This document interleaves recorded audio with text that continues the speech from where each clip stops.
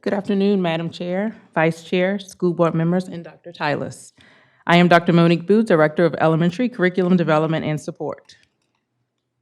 It is my pleasure to update you today on the Virginia Literacy Act and elementary literacy in CCPS. We last provided a literacy update to the school board on August 14th, 2023. The topics I will present to you today are listed for your review.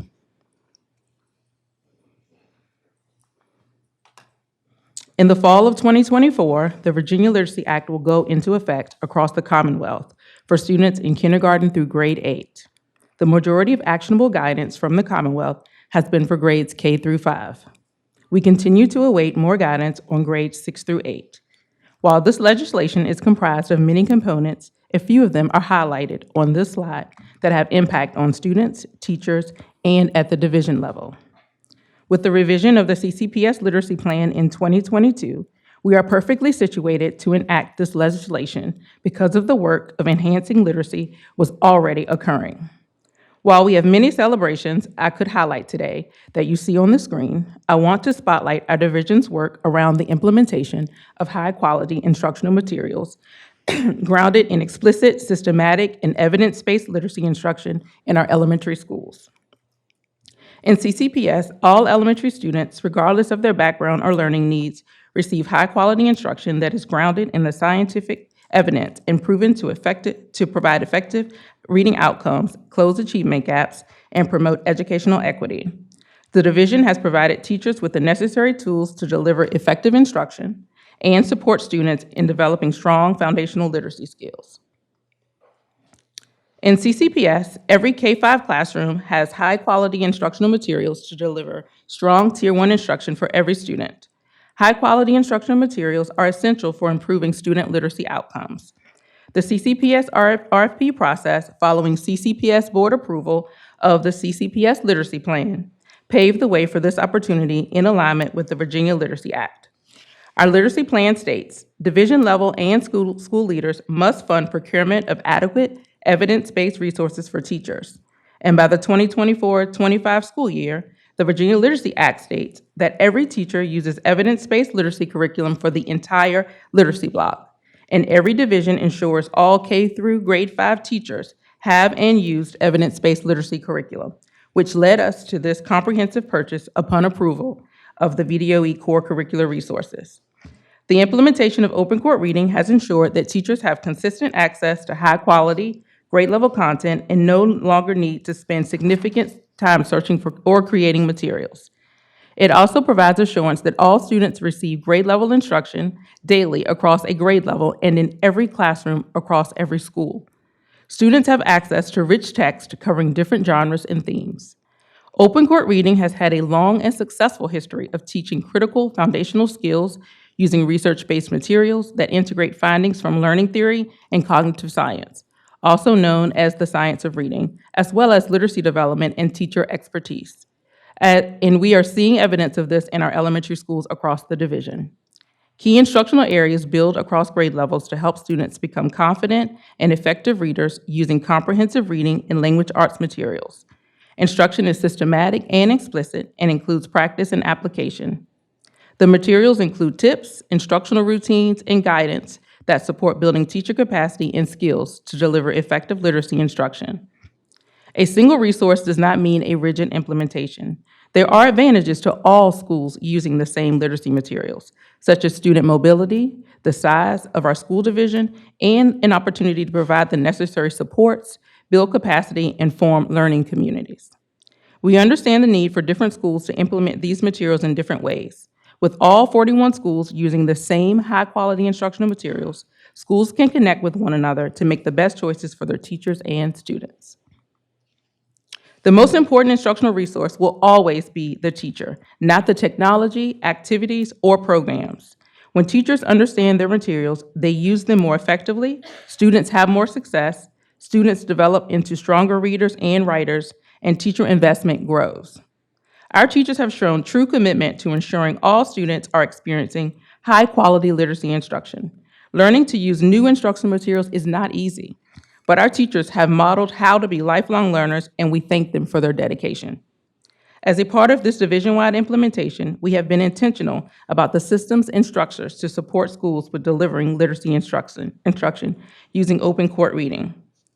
In addition to the initial training for teachers, administration, literacy specialists, and other support staff that was offered this summer, McGraw-Hill continues to provide support in the form of many online resources, ongoing work with our literacy team, and full-day coaching visits from open court reading curriculum specialists to assist schools in implementing the curricular resources effectively.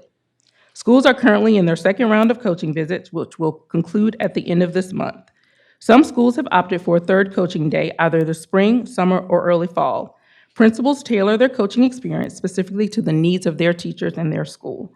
They work directly with their assigned open court specialists to design their coaching day. The open court curriculum specialists model lessons, participate in grade level PLCs, offer side-by-side coaching, and observe lessons to share and discuss the content, teaching techniques, and provide feedback to support implementation. This partnership between the teachers and the open court reading curriculum specialist ensures that the most effective strategies are implemented to maximize student achievement. In addition to the coaching support throughout the school year, our Division Elementary Literacy Specialist, Karen Hoover, in partnership with our Title I Instructional Specialist and Special Education Literacy Specialist, continues collaborating with school-based literacy specialists to support implementation through literacy specialist meetings, grade-level focus teams, and school visits. This implementation has been a true collaborative effort to include partnering across special education, gifted, ESL, and Title I departments. As good stewards of our funding, we continue to monitor implementation in partnership with our district's research and evaluation team. We have formed a CCPS Literacy Implementation Evaluation Team that works closely with schools and division staff to systematically monitor and document the implementation process to describe how well the resources are being put into action. The team includes the voices of principals, literacy specialists, and division staff. Our goal for year one of implementation has been for all students to receive Tier 1 literacy instruction as CCPS educators learn about, practice, and teach each day using all of the open court reading instructional bands and materials together as one CCPS. As a part of our research, some of the questions we are trying to answer this year are: how did teacher perceptions change regarding their knowledge, certainty, and use of systematic literacy instruction aligned with the science of reading? How do stakeholders perceive the open court reading materials for Tier 1 instruction and student learning? The team has identified various data sources to help us answer these questions, including document analysis, classroom walkthroughs, feedback from key stakeholders through surveys and focus groups, and assessment data. Since beginning this journey in June 2023, a lot has been accomplished. We have surveyed summer training participants, principals, literacy specialists, and teachers, and have completed 474 classroom walkthroughs across all 41 CCPS elementary schools, and met with 10 teacher focus groups. As we look ahead, we will continue to monitor and support implementation. Future professional learning opportunities will be driven by feedback from our stakeholders. Teachers, literacy specialists, and administrators new to CCPS for the 24-25 school year will receive the initial open court reading training this summer. In addition, over the summer, teachers will have access to optional workshops hosted by McGraw-Hill on various literacy-related topics to continue their professional learning. We hope to provide more opportunities for teachers to collaborate and share their experiences with their colleagues as they prepare for year 2 with open court reading. With the implementation of the Virginia Literacy Act and the future adoption of the new 2024 English Standards of Learning for Virginia Public Schools, CCPS is ready to help our students become strong readers, writers, thinkers, and communicators for success, both in and beyond K-12. Thank you for your time this afternoon, for your commitment and literacy support. I'm happy to answer any questions you may have. Thank you so much, Dr. Booth. Board members, you have any questions? Yes, Ms. Chatters. Thank you so much for the brief, Ms. Booth. I just want to say 2 things. One, happy to see that we're getting some books back. That is great. Books in the hands of kids is going to make it more interesting and more engaging for them. And the second question I had is, are we working with the Chesterfield Virtual Academy to get their specialists trained as well during the summer? Yes, their specialists are a part of this collaboration as well. Okay, thank you. Go ahead. Hello, Dr. Booth. Thank you so much for sharing this with us. And I really want to congratulate you and your team for implementing such a well thought out, difficult to implement colossus in such, I keep waiting to hear fallout. And I'm not. And so it is well done and well needed, and I'm very thankful, and congratulations.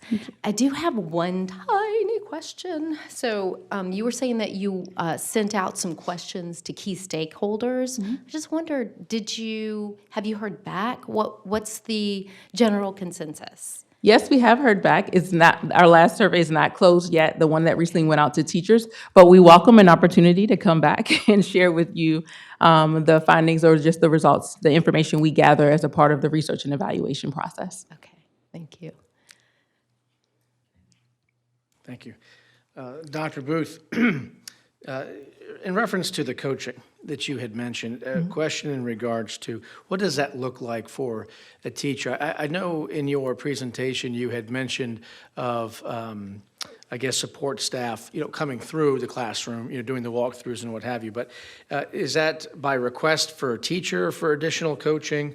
How does that come about? So every school was assigned, had an option to 3 days, but every school has done 2 coaching days. And the principal works along with the literacy specialist as well as the open court instructional specialist to design the day.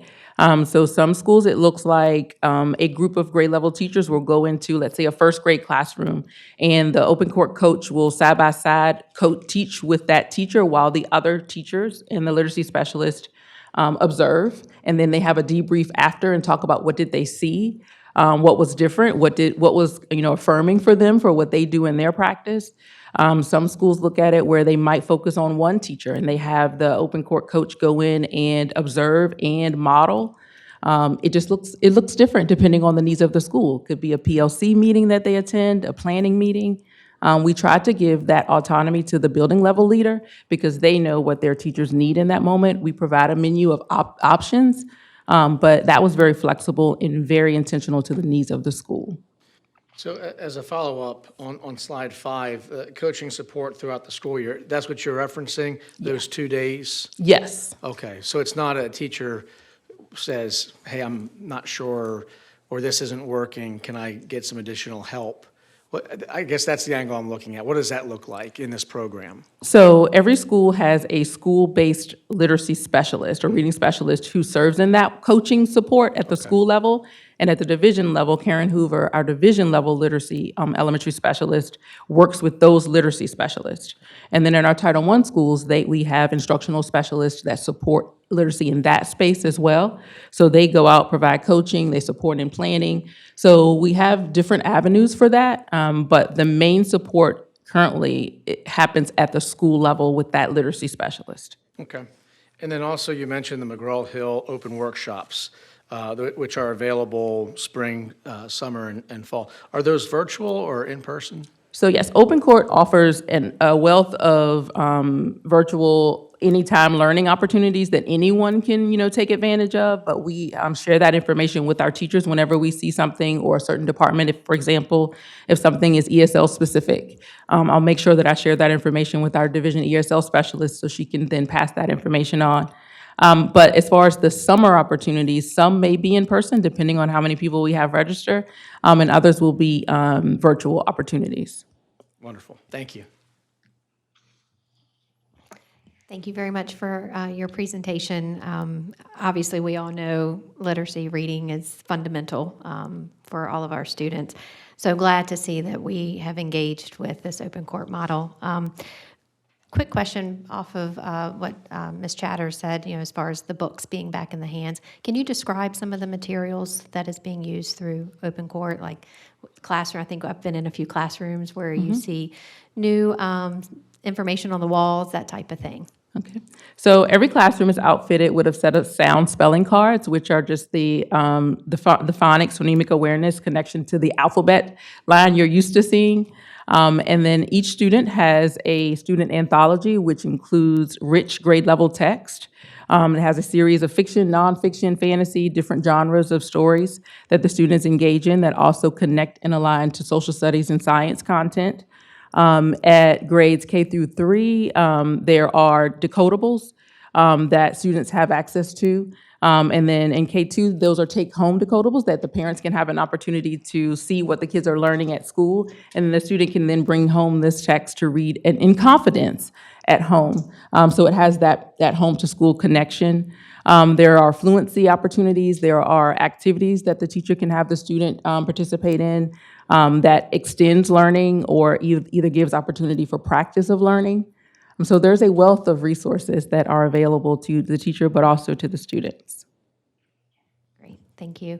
Another really quick question. This is also available at CECLA too, or is it just It's just the K? K-5, Okay. yes. Okay, so I guess the connection from pre-K Well, we're to- making that connection. We're having those kindergarten. conversations about what does the sounds, what is Sure. the alphabet song that Open Court uses? How can they integrate that? Perfect. So that collaboration and partnership will definitely continue and be enhanced into 24, 25. Perfect, thank you. Dr. Booth, thank you so much for that presentation. There's just something magical about watching a child learn how to read. It's like they're opening up a gift. I get all, former English teacher, I get all squishy about it. But thank you so much for all your work. I did have a question about differentiation. So everybody's learning at Tier 1 this year. What kind of support can the coaches provide to scale up for scaffolded learning? I'm assuming that we're going to move into helping our students who are struggling, looking more into that as we move through it and as the teachers become more fluent in the curriculum. How scalable is this?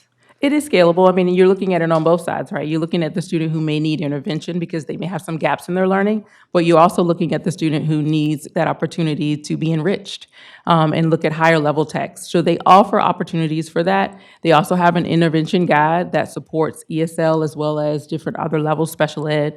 So Open Court provides some of that guidance, but as we continue to await the approval list from VDOE for supplemental and intervention resources, that'll be an opportunity that we'll definitely dive deeper into for 24, 25. But those opportunities are there. Wonderful. Thank you so much.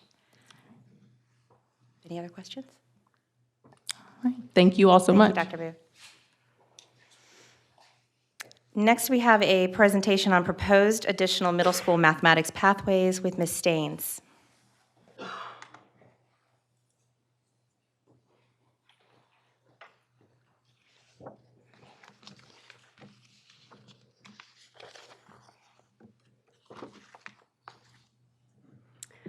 Good afternoon, Madam Chair, Vice Chair, school board members, and Dr. Tylis. My name is Emily Staines, and I proudly serve the school division as the Director of Secondary Curriculum Development and Support. I'm excited to share a proposal for a new mathematics pathway on our middle schools to support every student in their work towards mathematics excellence. We work today in collaboration with Dr. Sharon Pope, our Chief Academic Officer, and Dr. Monique Booth, Director of Elementary Curriculum Development and Support. I'm also joined this afternoon by our dynamic K-12 mathematics curriculum specialist, Dr. Deanna Moreau, Jill Miller, and Dr. Michelle Deloach. The topics I will present to you today are listed here for your review. Over the years, our central office instructional team has received a tremendous amount of feedback from our school leaders, teachers, and families regarding our current math pathways. One way we solicit this feedback is through ACTS, an opportunity for schools to submit questions to the school division. Revisiting our math pathways has been a recurring question from our teachers and school leaders over the years through various communication methods. Our division response has remained consistent, stating that we agree that the pathway of courses offered to our CCPS middle schoolers warranted examination. A good time to do so was in tandem with the Virginia Department of Education's review and revisions as seen in the 2023 Mathematics Standards of Learning. With the standards approved in August 2023, now is the right time to be sure that we worked in tandem with our Office of Research and Evaluation to see how the standards of learning have changed since 2016 and determine its overall impact on our math offerings and options. The math content revisions increase expectations in both rigor and depth. Rigor is not defined as moving through mathematics content at a faster pace. It is, however, defined by diving deeper into the content. An on-grade level pathway would focus on, quote, reinforcing strong mathematics foundational skills, mastering critical content, teaching challenging mathematics content with grade level expectations, end quote. And most importantly, building our students' confidence in mathematics. With an addition of a proposed pathway, students have multiple avenues to select courses based on their math needs each year. As you can see on the slide, the courses in blue contain our proposed pathway before you today. The other courses are our current mathematics offerings in the division, and the pink lines that connect the courses are the options students will have if they choose to stay in their traditional course sequence. As you can see, our current pathways remain intact with this proposal. Regardless of the pathway a student chooses, Algebra 1 will still be accessible for all students in grade 8 through various on and off ramps, which I will share momentarily. To understand this request, historical context is valuable. In 2005, Chesterfield County Public Schools began the process of accelerating the majority of our students into Algebra 1 by grade 8. The purpose of this initiative had two proposed outcomes. The primary outcome was to ensure that most 8th graders were enrolled in Algebra 1 to earn a high school verified credit in middle school. For this to occur, math curriculum had to be compressed to teach multiple years of mathematics content in one academic year. And as a result, every student in Chesterfield would receive faster-paced mathematics instruction to ensure all students have mathematic content that they need before Algebra 1, a model that our students still experience today. The second outcome of this initiative was for students to ultimately complete 5 or more credit-bearing math courses during their high school career. If achieved, CCPS students would take more math courses than their peers in other school divisions who are following a more traditional math sequence. It's been almost 20 years since we have revisited our pathways, and now is the right time to examine and determine what our next course of action needs to be for our students. This slide represents our current CCPS mathematics sequencing. In our current model, as you can see, all students experience condensed and fast-paced mathematics instruction. The arrows indicate where math curriculum is compacted for different groups of students. And in our current sequencing options, families make a decision regarding their students' math career starting at the end of grade 3, and students cannot change paths again until the end of grade 6. Because of the curriculum associated with each grade level. While the number of students earning a high school verified credit in middle school by grade 8 has increased, teachers and families have reported that some students would have benefited from more time to explore grade level content. Under our current model, this is not an option. Because of the volume of content that must be covered in each course, teachers are covering a breadth, not necessarily a depth of topics. Also, CCPS has also seen minimal numbers of graduating students take 5 or more credit-bearing courses. Most recently, we found that only 32.8% of our graduating class in 2022 enrolled in an advanced math course above Algebra 2. Since Algebra 2 is traditionally offered and taken in grade 10, it is plausible that 67.2% of our graduating students in 2022 did not enroll in an advanced math class during their junior or senior years. This data, as well as the changes in the 2023 math standards and the requests from our families and schools, serve as the catalyst for our proposal today. We wholeheartedly recognize the power of perspectives. And as you can see on the screen, we have been very intentional to connect with both district and school leadership, multiple departments, such as gifted, special education, English as a second language, middle school counselors, teacher leaders, and focus groups of middle school teachers. We've had representation from each magisterial district and stakeholder groups in reflecting, developing, and refining our proposal today, with our students as our driving force. After our review, we are proud to present a new math pathway option for our students, one that sees and meets every student's math journey needs. Again, the new proposed pathway is highlighted in blue on the screen. As I shared earlier, with our current mathematics sequencing, families make a decision for their students in 3rd grade that remains in place until the end of 6th grade. And as you can see on this slide, our proposal provides an abundance of on-ramps for students annually if students decide they are ready for a compressed or more rigorous curriculum. Just as students would have on-ramps through this additional pathway, it can also provide off-ramps. This ability to move between courses provides students and families with more flexibility for coursework that meets their unique needs each year. Let's see this through the eyes of a rising 5th grader. Under our current CCPS pathway, a student in grade 4 math has one option for grade 5 math.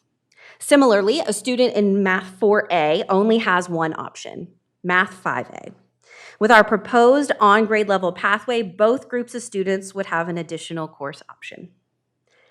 For our rising 6th graders, the current sequencing only provides options for our double accelerated mathematics students. For example, a student in grade 5 must enroll in middle school Math 1. With our proposed pathway, all rising 6th grade students would have an opportunity to stay on their traditional course sequence or move to a different course sequence.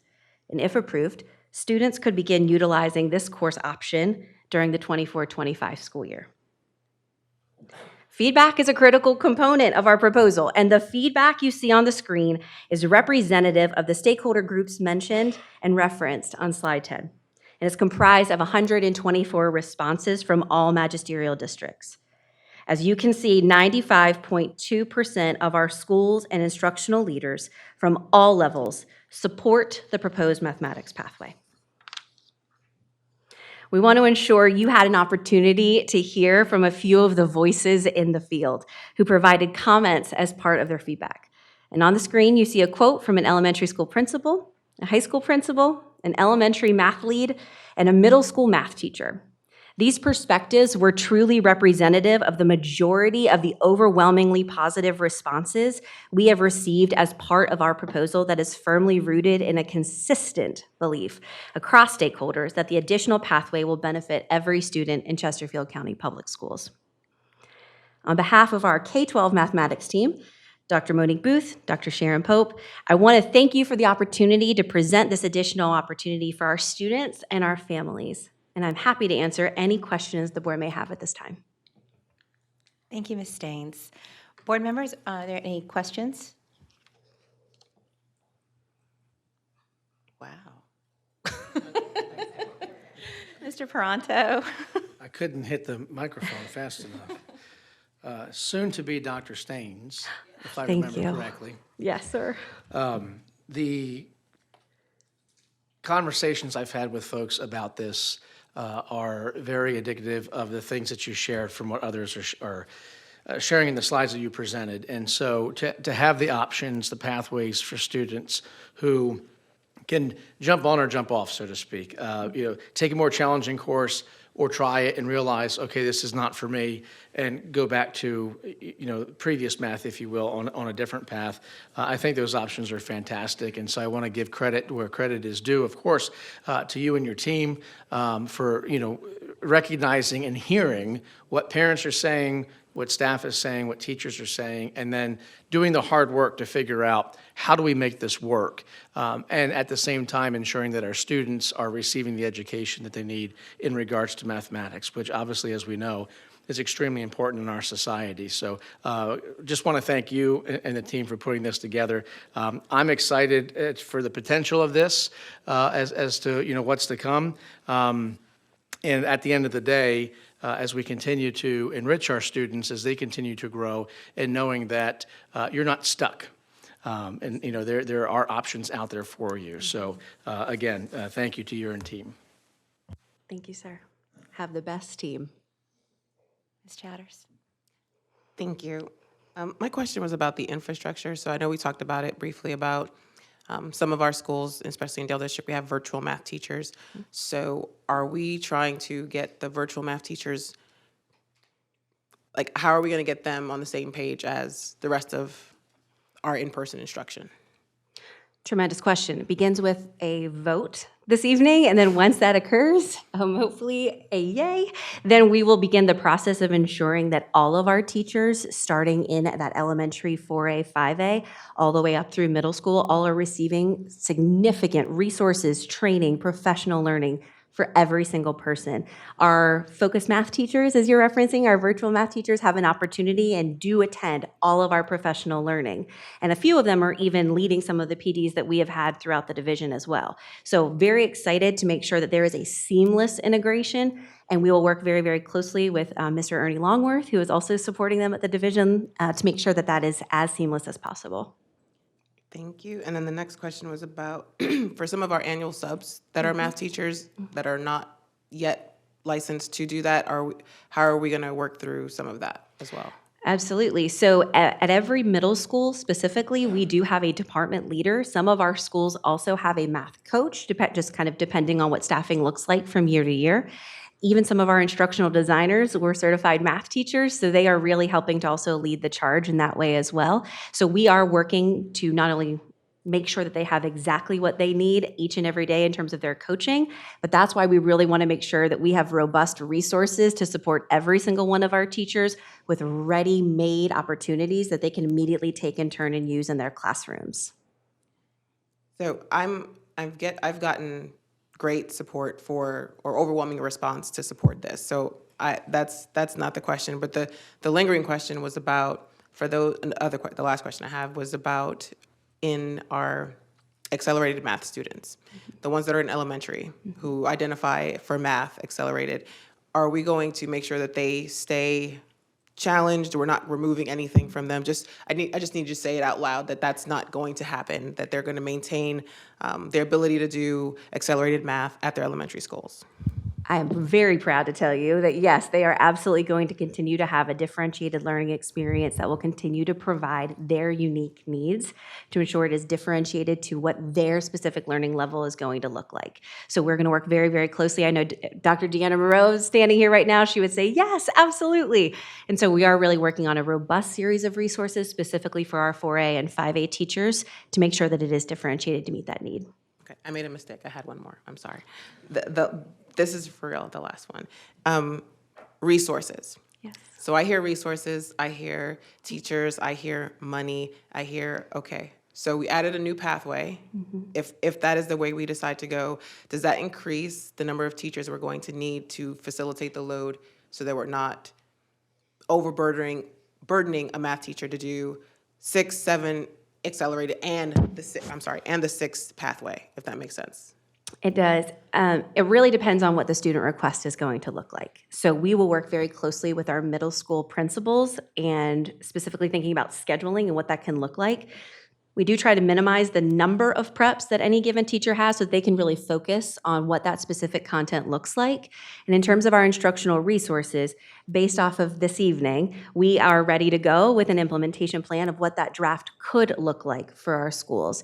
That the next couple of weeks plan, we do have a principals meeting coming up. So they are always the first audience that we like to say, would this be beneficial? How does this feel to you? What do you think your teachers' responses will be?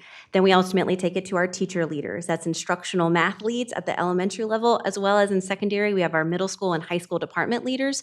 So we do a lot of vetting in general before we produce products specifically for our teachers, because we want to be sure that it's going to meet their need. Thank you, and great job to your team. Thank you very much. Hello, Ms. Staines. Well done. I want to congratulate you and your team for the flexibility and the creativity that this it clearly has called upon. A lot of times we have these big ideas and we can get stuck.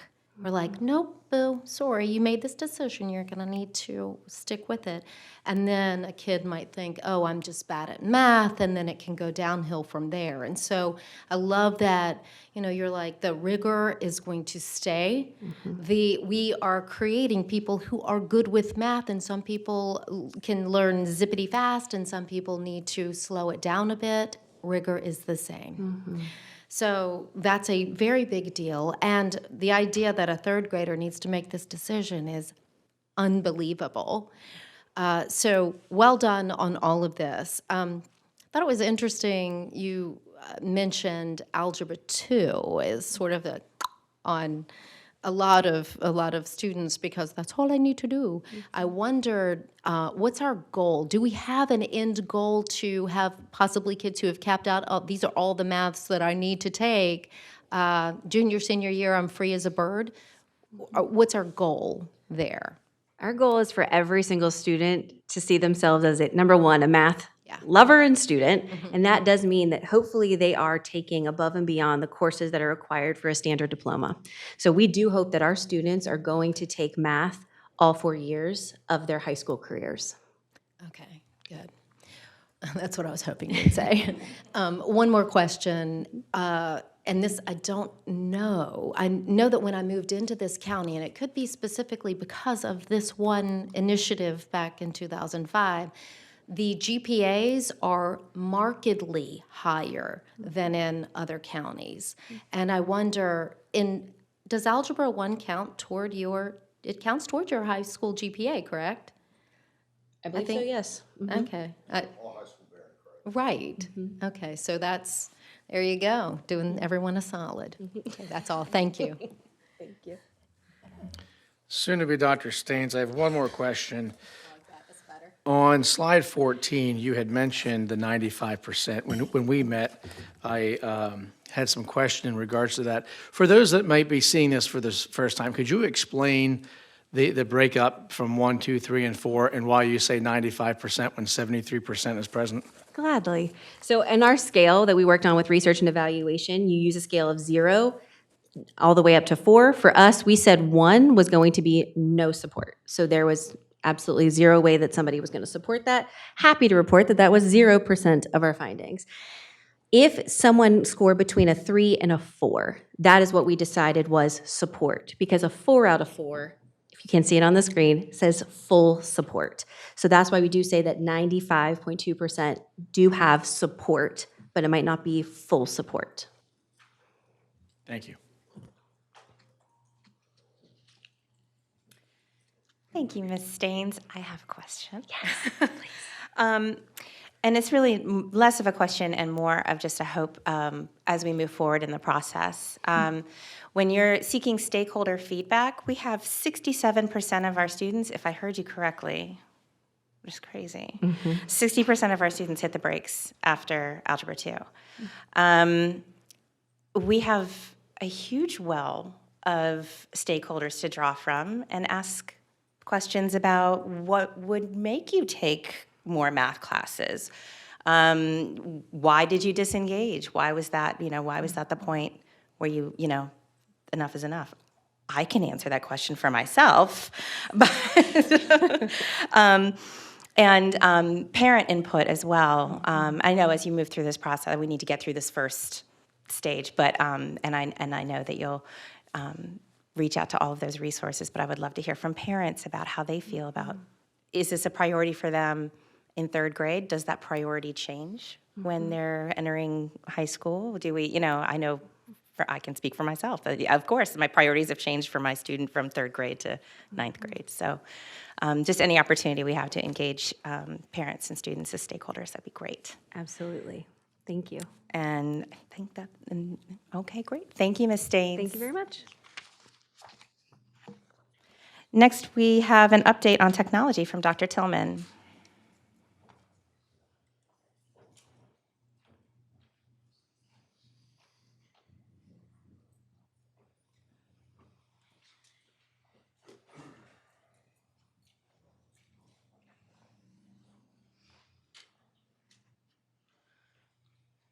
Good afternoon, Madam Chair, Madam Vice Chair, members of the board.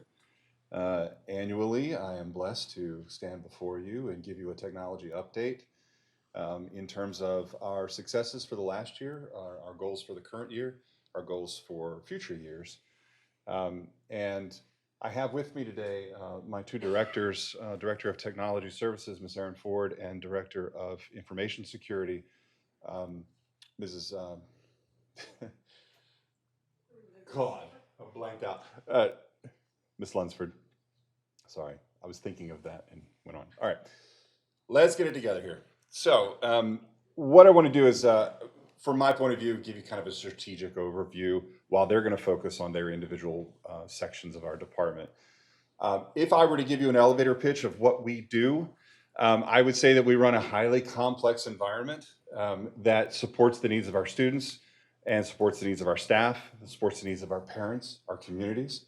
Our networks are used by just about every different stakeholder that we have. We have over 75,000 devices that CCPS owns and operates.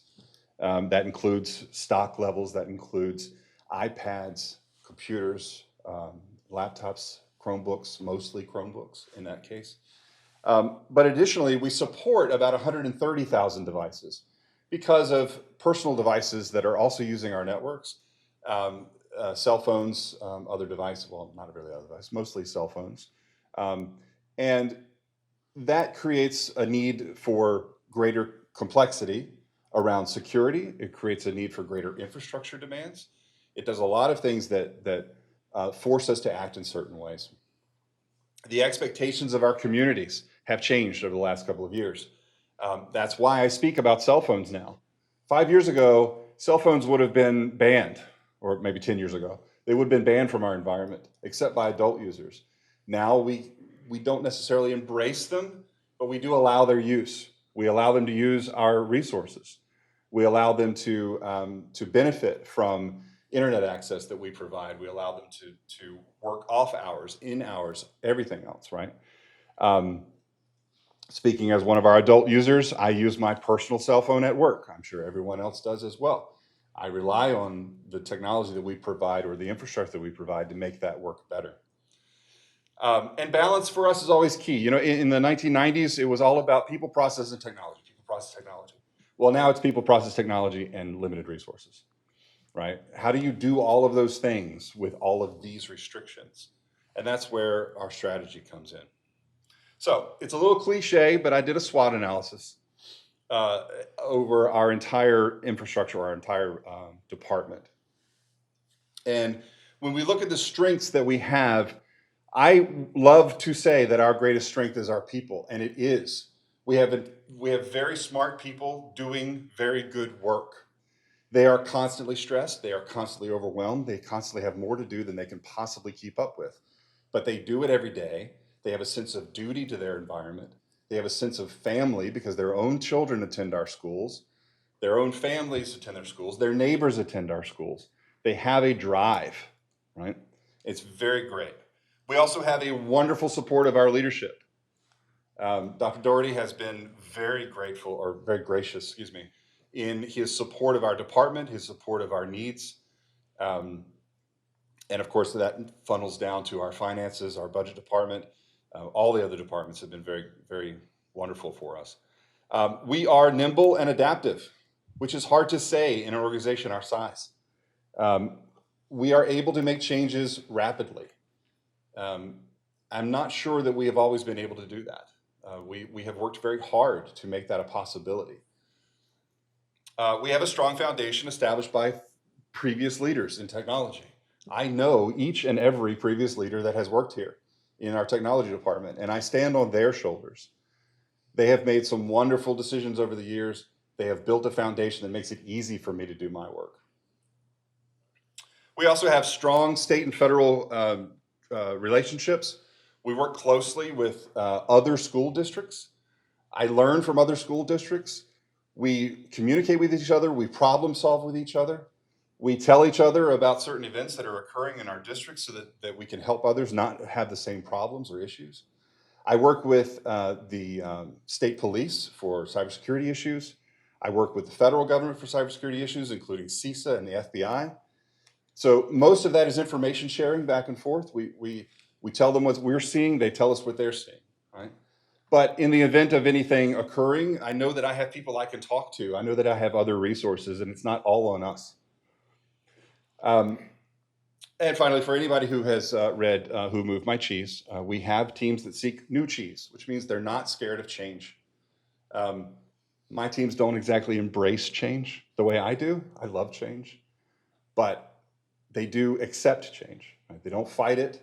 We move on, we continue working, we continue to do what we need to do because we know what our impact is on the people that need us to change. And they need us to be nimble so that they can adapt to change. We have opportunities. There's a tremendous amount of innovation in classroom technology and in consumer technology. So we're seeing things like virtual reality, AI, all of these different things are entering the classroom. We're seeing digital assistants. We're seeing a lot of innovation around SPED devices and assistive technology. Growth creates opportunity for us. So we always get, with a new school, we get the ability to showcase technology or in its current state, in a state-of-the-art type environment. We love that. Opportunities are presented for us to catch up with technology. So the more we add, the more we have to replace, right? So we continue to add, we continue to grow. We have to go back and replace the things that we did 5, 6, 7 years ago. Unfortunately, we're still replacing things we did 10, 15 years ago. And that is a weakness for us. But it's an opportunity for growth. Or an opportunity for change. And I put on the bottom there, following the leader and leading the followers. This is more about that relationship that I just spoke about of we are sharing with others. If we are leading the way, we let others follow us. We tell them how we did things. But we are not so proud that we can't follow someone else to say, oh my gosh, they solved it, so let's just do what they did, right? And we do that a lot. We don't need to reinvent the wheel every single time. In terms of weaknesses, which I term as challenges, not weaknesses. These are not weaknesses. But SWAT doesn't sound good when it's Scott. Okay. So we do have limited funding with unlimited wants, desires, needs, and expectations. We have smaller hardware life cycles. So a computer that we bought 10 years ago may have had a 5 to 6 year lifespan. Now those devices have 2 to 3 year lifespans before they start to fall apart, before their batteries start to swell, before they are deemed too slow, right? Because newer software comes along and has a detrimental effect on old hardware. So the faster we move, the faster we have to replace. And that becomes a challenge for us. We do have limited staffing. Although I am grateful for the 60, 65 plus people that report to me, it is not enough. We have 67 schools. 67? They keep changing every year.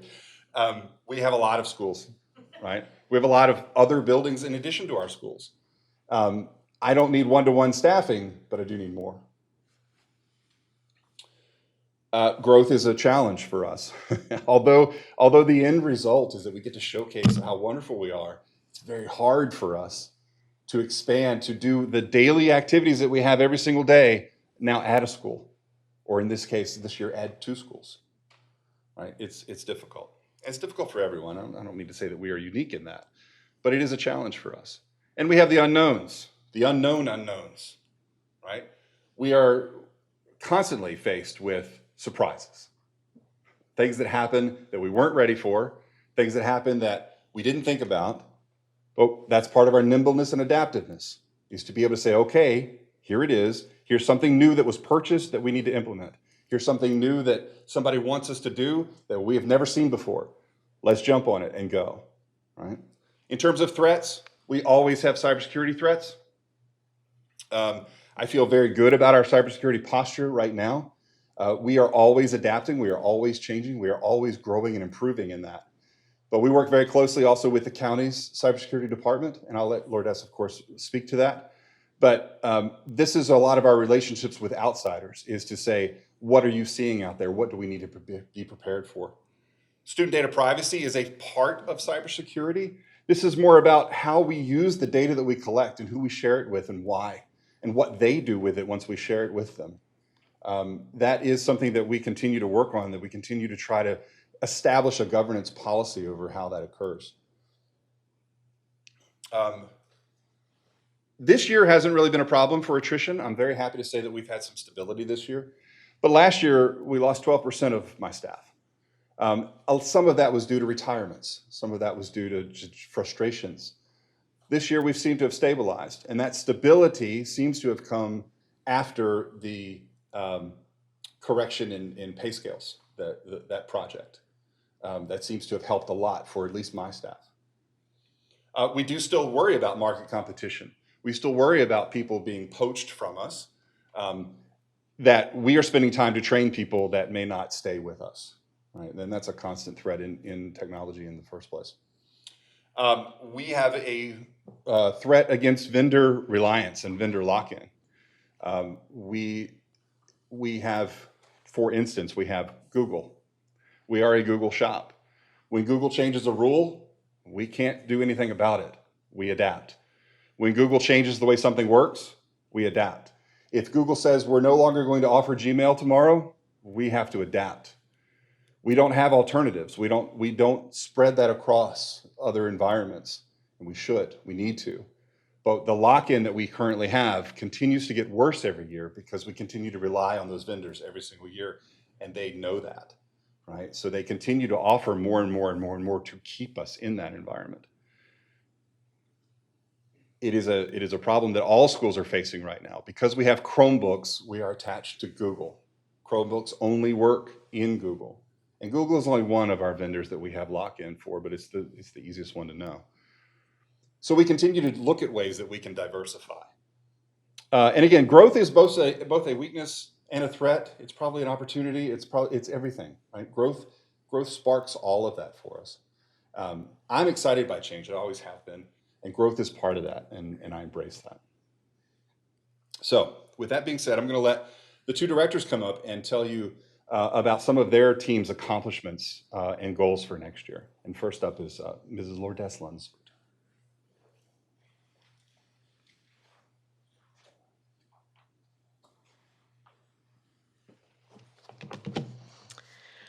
Good afternoon, Madam Chair, school board members, school board attorney, Mr. Roberts, and Dr. Titus. Good afternoon, everyone. It's my pleasure to be here and be able to introduce you to the Information Security Department for the school, Chesterfield County Public School System. The department right now is confirmed by 3 members, but very soon, hopefully 4. The director, which is me, Lourdes Lunsford. We have 2 security analysts, Zach Lawrence and Ronald Decker, which very soon he would be assuming the new position of Records and Compliance Specialist, which I am very, very excited because with this move of Ronald to the new position, we're going to be able to address some of the 2022 audit points. Hopefully, we would be able to hit the ground and run. Ron has extensive experience with the school system as well as data collection and data management. So I'm very confident that he will do a great job to bring us up to speed on those audit findings. With that, I will move to our mission. The mission of our department is to work with the Technology Services Office as well as our CCPS community to safeguard the confidentiality, to promote the integrity, and to ensure the availability of student, faculty, and staff information as well as the system by providing proactive security expertise, creating and maintaining a resilient and secure infrastructure, and fostering a culture of security awareness in our community. Some of our recent accomplishments, and this is just a small list, of course, there's probably a lot more. Since I became the director of the brand new established Department of Information Security almost 2 years ago, we were able to establish the Information Security Framework.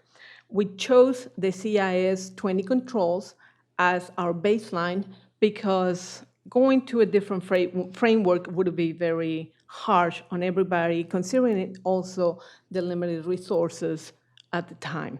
So we established our framework, which gave us our procedures, protocols, and we try to follow our best practices when it comes to cybersecurity.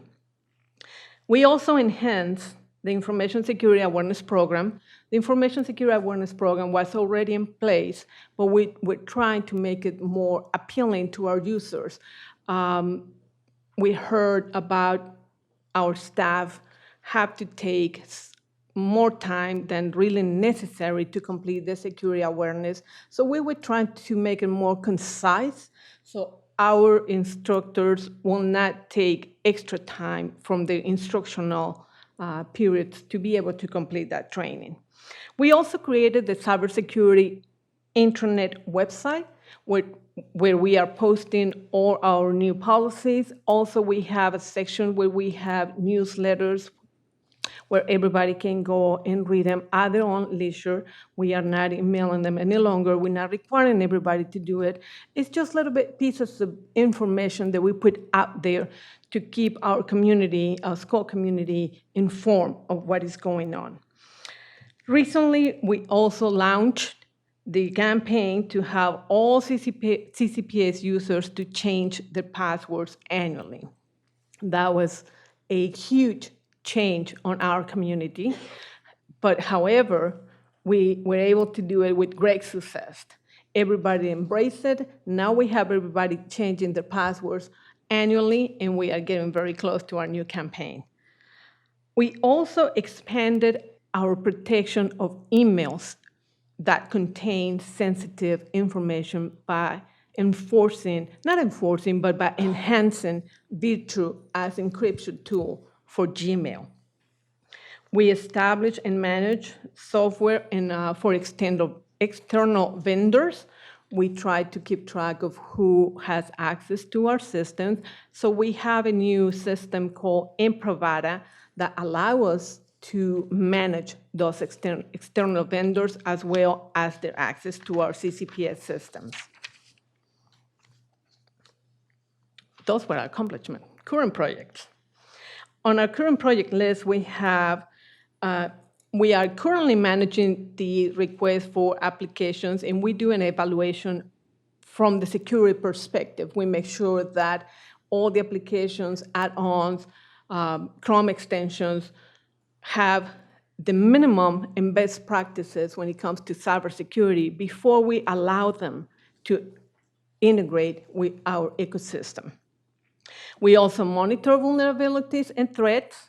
We partner, as Dr. Tillman had said, with CISA and other agencies, as well as the state police, to keep us informed of any possible threat that could be an impact to our ecosystem.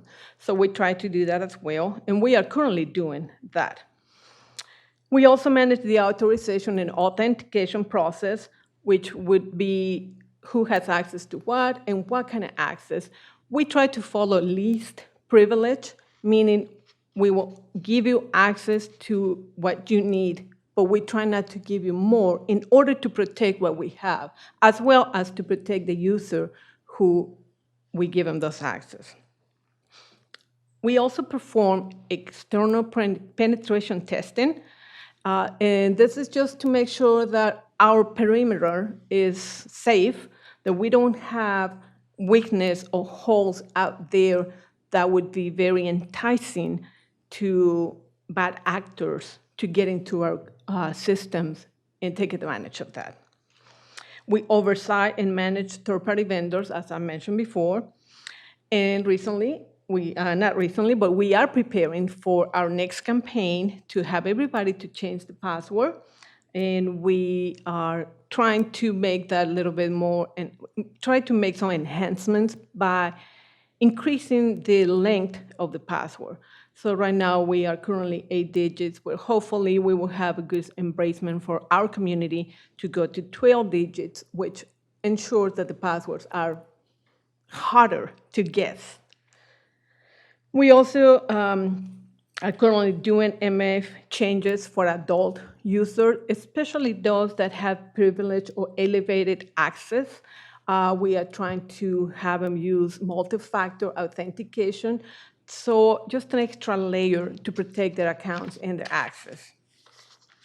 Future goals that we have on our agenda is to transition to security operation functions from the network services team. Currently, the network services department, it's been acting and performing most of security functions because the information security department did not exist before.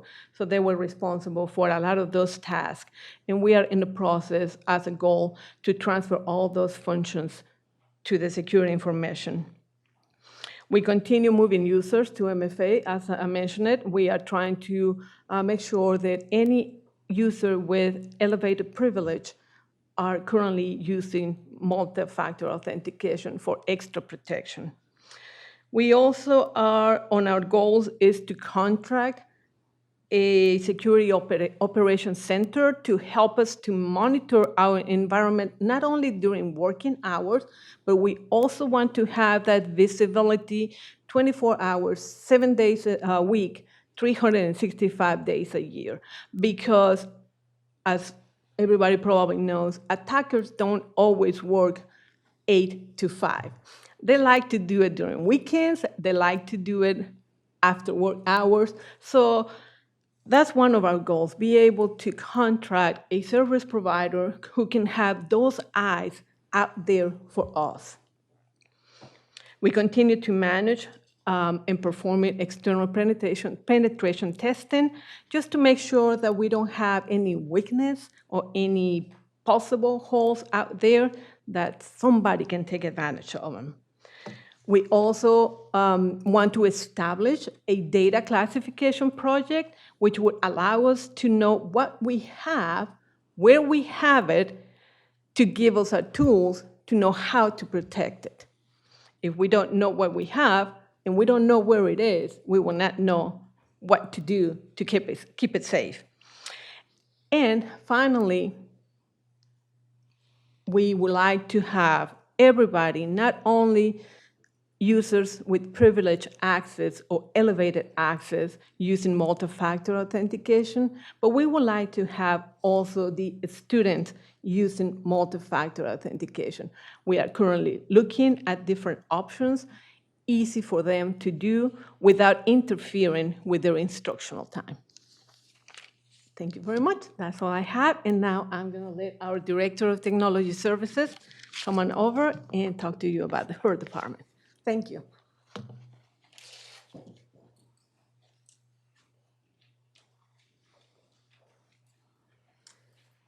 Good afternoon. I'm Erin Ford, the Director of Technology Services. So a little introduction to my department. It's a little bigger, so I didn't have room for all their pictures. So I have 4 arms that I oversee: the networking side, the technical side, which is like your regular tech support, the database side, Synergy, and then our office and business equipment like copiers and big AV systems. So some accomplishments since I've started, which is about 1.5 years ago now. We have, we started with a pilot of audio enhancement, which was just audio lift in the classroom. But they actually have they offer a lot more, including what they call their EPIC system, which integrates bells and integrates intercom, along with the lanyard and voice lift. So we've been working toward, and that goes into current, but we've been working toward putting those in schools and seeing what those systems are like. We implemented Passpoint for Wi-Fi. It works with just T-Mobile and AT&T, Verizon, if you're listening, we could use you too. So that cell phones work better with, cell phone service works better in the buildings. It's using our Wi-Fi to help with cellular signals.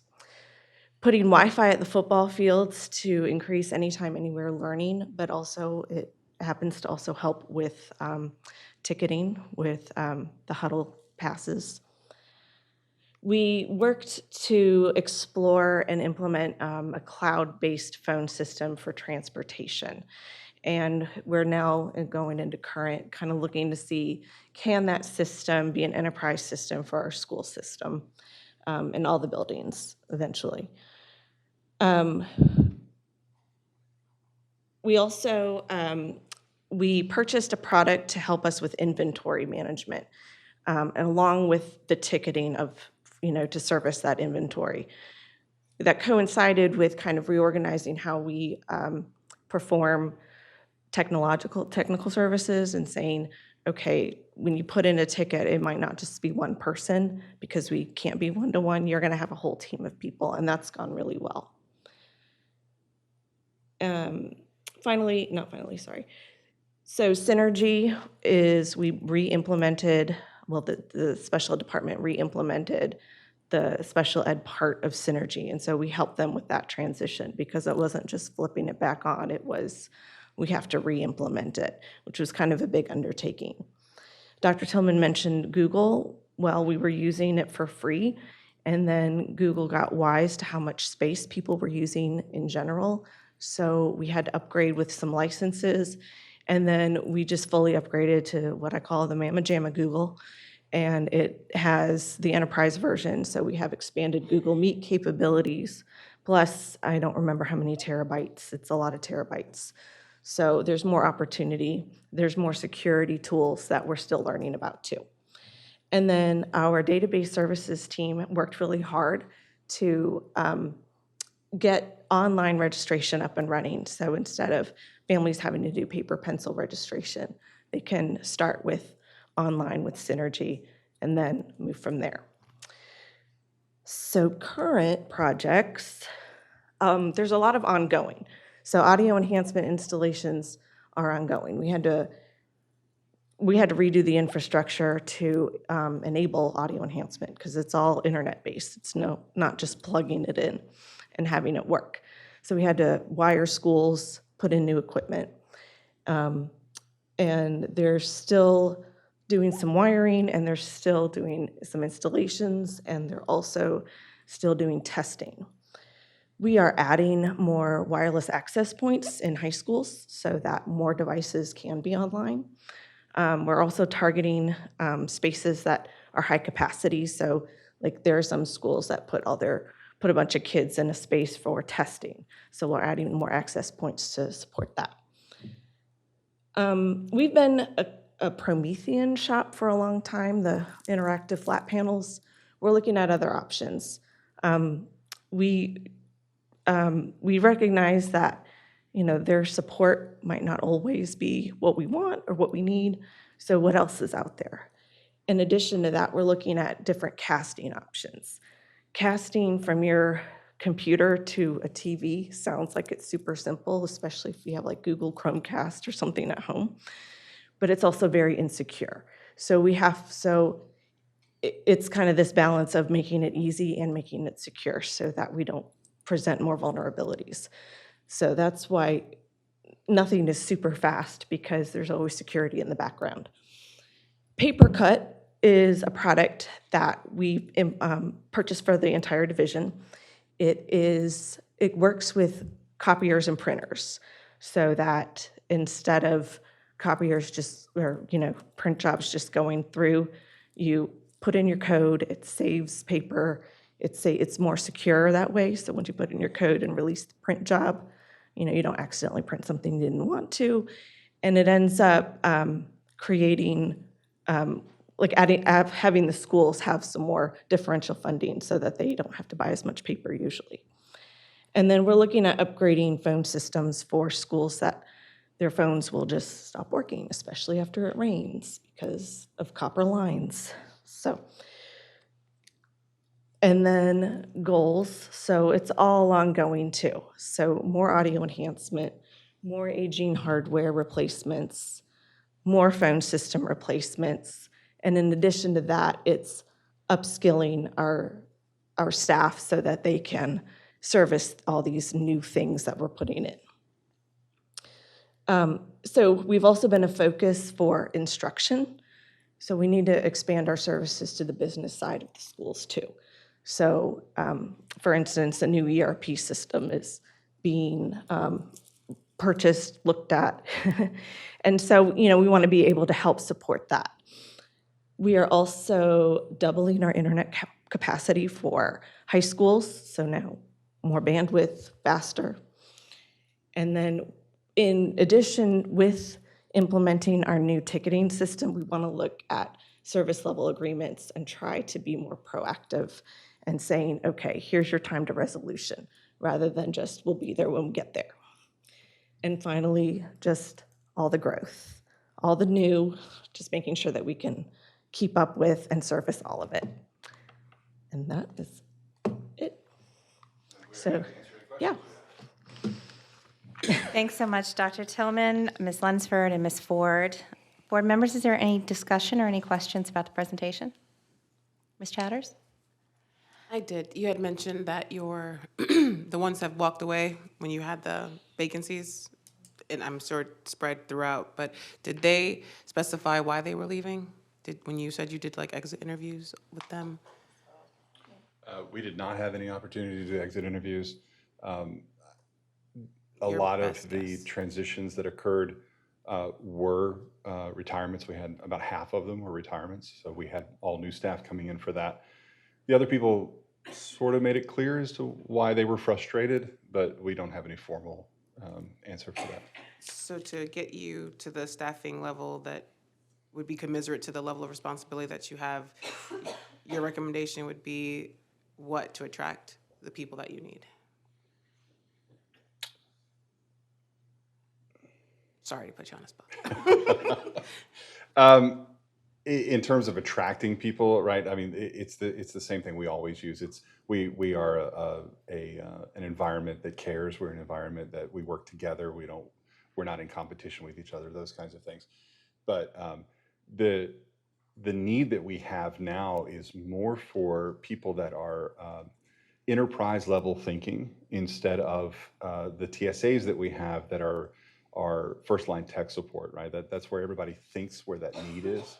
Our need is actually on the back end. We have to transition to being much more project based and project managed that we haven't done in the past. So that's one of the reasons why we purchased a new ticketing system, was so that we could start working in that environment.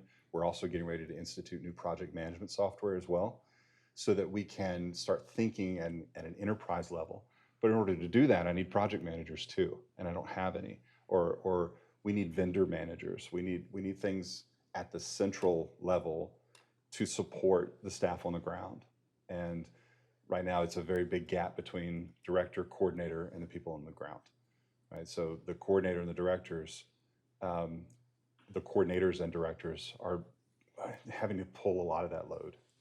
So I worked on a enterprise resource planning project before, and the thing that brought people in for us is that we paid them better, right? Because that skill set is not cheap for what they're bringing to the table. So to get you what you need, I guess we would need to look at what the department is being paid, to see how many project managers and things of that nature you need, to try to figure out what that would look like budget-wise, right? To get you to a healthy space, because we are continuing to grow. Although I can generate the need that I have for functions, all of those other questions would be answered by compensation and benefits. Yep, okay. And this question is for Lourdes. Hello. Lourdes. Lourdes. Yes. You had mentioned that one of your 3 employees is about to take the compliance position, and now you're going to be able to address some compliance issues from the audit. Can you elaborate a little bit on one of those things that he's going to be able to address now, because you weren't able to address it before? Right. Before, we were not able to address those audits finding because we didn't have the resources necessary to concentrate on those particular points. Now that we have this new position, which is records and compliance specialist, and I'm really excited and hoping that this new, well, not new individual, but new position, will be able to address all those points in a more timely manner than before. So do we have a cutoff date on when we were supposed to address some of the results of the audit? I do believe we would require, yeah, Dr. Tillman. So the audit that generated this position was from last summer for technology services in general to take on a much larger role in records management throughout the division. Part of that was for us to hire a records officer, not just for our own records within our division, but then to offer support to other departments in terms of providing software to them for use, or providing guidance, providing Library of Virginia compliance auditing for them. So a lot of those things that were in that audit last summer, we were unable to address until we hired someone to actually perform the function. We made that hire yesterday. So although we've had some roadblocks getting to this point, I now feel like, because we filled that position and we filled it with an internal candidate, that we can hit the ground running immediately, right? We don't have to train anybody. We don't have to familiarize anybody. We can just go. So in terms of deadlines, yes, I had applied. Originally, I thought I could get it done. I thought I could get started within 6 months of the audit.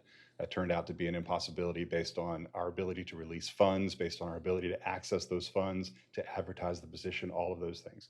So we are a little behind my initial time frame. But now that we can hit the ground, I need to reevaluate that time. And I'm planning to speak with internal audit about what they think we should be working on next. Okay. Yeah. That was it. Thank you. Thank you. You, Dr. Tillman, had mentioned in the beginning the cliche of SWOT. I don't think it's a cliche at all. I would like to see every department do that, because I think it really does shine a light on areas that are of concern to you, as well as opportunities to advance and the things that are going well. So I commend you and your team for taking the time to present that to us today. It's very eye-opening, and I also picked up on the need for additional staffing. You lost 12% of your staff, you stated. Some of that had been correction through the pay increases that were received per your statement. But the area of opportunity for you, you have listed as growth due to limited staffing. We all, I know, wish we had everything that we need in order to make things work. However, I am concerned we continue to grow as a county, as our schools continue to grow, and cybersecurity and the integrity of the systems that we have in place should be paramount. And so I'm interested in partnering with you to continue to move that conversation forward, as well as working with my colleagues on the board to ensure that your staff is healthy in regards to you have enough people to get the job done without someone wearing 7 different hats. Then you go into the burnout that you had talked about, and then they go to somewhere else that pays a little bit more with less responsibility than the numerous hats that they wear at the school division. Understanding also that that does come with the territory, but I do think that we as a school moving forward can do better for that. So I appreciate your transparency and candid conversation around that. Two more things. Wi-Fi at the football fields. That's all high school football fields. And is that for the folks taking tickets? Not necessarily for mom and dad in the stands that want to, It is for both. It's for both. Okay, fantastic. Our primary objective is always student impact, but the public also benefits from that project. Outstanding.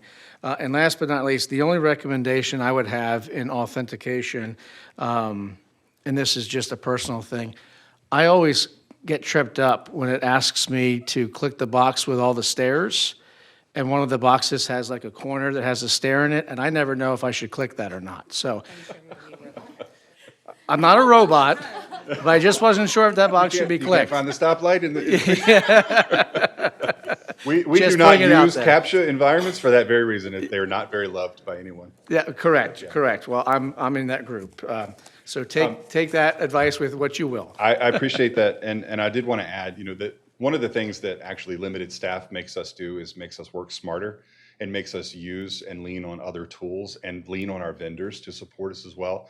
So I don't want to give the impression that we are not able to perform our primary functions. It's just we could do it bigger, better, faster, stronger with more. Correct. That's all. 100% agree. Thank you. I'll be real quick. I just want to say thank you. Yes, IT is ever-changing, so being able to stay on top of security threats, the fast-changing programs, part of my job is also in business systems, so I understand the importance of a project manager to be the one that's responsible behind a program, because having somebody that is supposed to be the knowledgeable one in all the programs is very challenging. So that is definitely something for us to consider. And thank you for addressing the audit. And very happy to see that we have someone on staff that's going to be able to take care of those things. So Yes, ma'am. thank you very much. So that was a lot of information. I mean, a lot. We only get a chance once a year. I know. I feel like my hair is like blown backwards. So well done. I wanted to jump up and down a bit about a couple of things. The audio enhancement we spoke about earlier, that's cool as cool can be. You're welcome. So I'll say what I think it is, and then you tell me what you think it is, or what it actually is, or you can just take it and have fun with it. But like as a teacher, I'm a little bit loud, and so they're like, "Whoo!" But we have the quiet little kid in the class corner over there, and then their response is heard everywhere equally. A teacher has varying degrees of loudness, and so that also is heard throughout the entire classroom. Unbelievable. So what else? It's amazing. Well, so that's just part of the system, the audio lift part, which is really what Dr. Doherty was spearheading and what he wanted in classrooms for all students. So, and I mentioned the lanyard, the teacher having the microphone to project her voice. But you're correct, that also the system comes with microphones so that the students can pass microphones around. And in the younger grades, the microphone's a ball, like an indestructible little ball that they can toss to each other. But audio enhancement that's the overall company. They have kind of a suite of products, and with what was purchased, they also graced us with their Epic system. So like I was saying, so using the speakers, they now integrate the bell system and the intercom system. And this is jumping the gun, but the lanyard becomes a safety system too, pressing the buttons, alerts. It doesn't alert outside entities. It alerts the office that something's wrong in the room. And so that's building a culture of like, why do we use this? When do we use this? What does it mean? Before we just alert that we have a problem. So that's all the neat things it can do. And it can show a map of the school, and you just press the room and you call into the room. It makes office managers and front office staff their lives a lot easier too. So Yeah, that's great. Especially if a teacher doesn't have to stop to send off an email when something is happening, or run over here and remember what code you're sending, whatever. It just sounds very streamlined and very good. I did have one more thing. I heard cellular enhancement. And as someone who's still kind of fresh from a classroom, here's cellular enhancement for a classroom. You're like, I'm sorry, I want an off switch. So some of those schools, the classrooms are in the center of a school, and it's surrounded by concrete, and no cell is getting in there anyway, and it's great if you happen to be on the perimeter of the school. First 5 minutes, people are checking everything. Is that any... There's no such thing as a switch to stop that, right? no. I'm not like 100% not kidding. I would love that. Yeah. No. Right, yeah, airplane yeah. mode. Yes, for the Yeah. classroom. No, there isn't. I mean, there are cell jammers, but I mean, there's just give and take, and there's pros and cons, and so it's.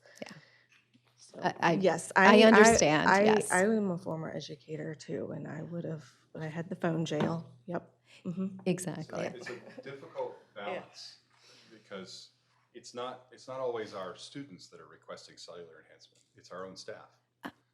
So for just as many people who request us to shut it down because it's a distraction, there's just as many saying I can't get to my stuff. Well, that's why I was a switch. It's a beautiful idea. So that is difficult, but Yeah. But yes, it's not a technological solution for when do these devices get used. True. One more thing in answer to Mr. Pronto's question about the stands. Football stands, I have taken my own classes out to the football stands in the middle of the day when it's sunny and beautiful, and we've read or we've done things using the Wi-Fi. So it has been a classroom purposing. Indeed. Thank you. Just a follow-up, Ms. Ford, on what you said in regards to the lanyards that the teachers would be wearing. You said if they're having an issue that it would notify the office where they are in the classroom. So if they're out in the hallway, does that connectivity still work, or is that only for the classroom? No, it works. The devices are using radio signal, not a different. So what it will do is it'll like triangulate. So if you're in the middle of the hallway, it'll ring, it'll notify where you are closest to. So we also put beacons on the playground. Most of them they'll get there. So if they're outside at the playground, you'll see that they're on the playground. So it isn't exact, but if you're not in your classroom, it still works. They have a roundabout idea as to where you are. Okay, thank you. You're welcome. Thank you very much, Dr. Tillman, Ms. Lunsford, and Ms. Ford. Thank you. Thank you.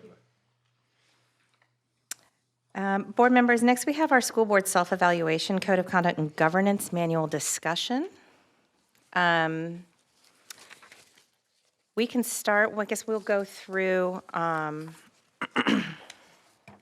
best place to start is the beginning. We'll start with the self-evaluation, and we can go down the line if everybody wants to share.